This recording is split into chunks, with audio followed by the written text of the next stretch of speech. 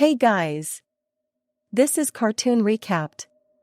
Today we'll show you a 2024 musical family animation called Piece by Piece. Be aware of heavy spoilers. Sit back and enjoy the show. The film starts with Pharrell Williams talking to documentary filmmaker Morgan Neville. Pharrell explains that he wants to tell his story in Lego form, as his view of the world is like that of a Lego set, which is building something from another pre-existing material. Pharrell's story begins in Virginia Beach, where he lived in the Atlantis housing projects with his parents, Pharoah and Carolyn. He had synesthesia, which made him see colors in music. Pharrell was captivated by artists like Stevie Wonder, which sparked his passion for music.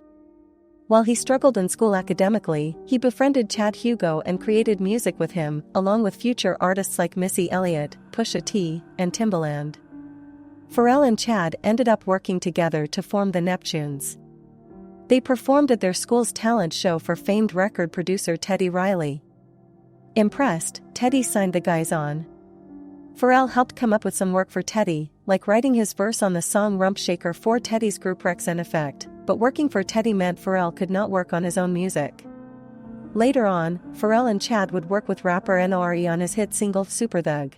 This caught the attention of other major artists like Jay-Z, Busta Rhymes, Gwen Stefani, and Justin Timberlake. Jay-Z describes Pharrell as a younger brother that the other artists in the industry wanted to look out for since he was opening doors for a lot of them. Pharrell and Chad are later called to work with Snoop Dogg, famously known for his gangsta rap image.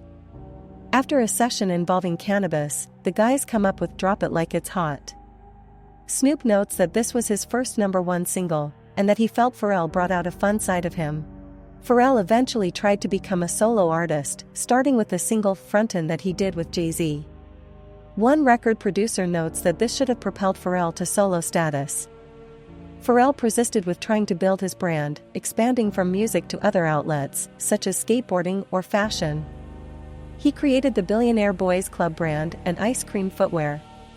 Others note that Pharrell was starting to spread himself too thin, taking away from the spark that usually drove him. Pharrell's wife Helen gives an interview discussing how they met. She went to one of his parties and noted that he was surrounded by other women, but he noticed her and went up to her, asking many questions until Helen said she had a boyfriend. Helen later broke up with that man and eventually dated and married Pharrell.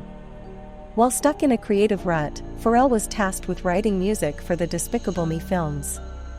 He spends time with his family, particularly his infant son, and he becomes inspired to create Happy. It becomes a smash hit all across the world, with people in various countries recreating the famous music video. Pharrell's interview with Oprah Winfrey, where he begins crying, is recreated. Pharrell gets emotional talking to Neville about how his family and his friends have driven his success.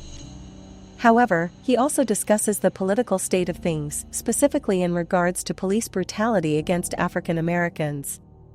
Pharrell provided the hook for Kendrick Lamar's song All Right, which became a popular phrase among groups like the Black Lives Matter movement. As Pharrell and Neville come to the film's conclusion, Pharrell once again shares his outlook on life, and how one can take things and build it up to be something better, much like Lego. Pharrell then concludes with a concert featuring him performing his new song, Piece by Piece. Thanks for watching. Hope you all enjoyed, and don't forget to subscribe to our channel.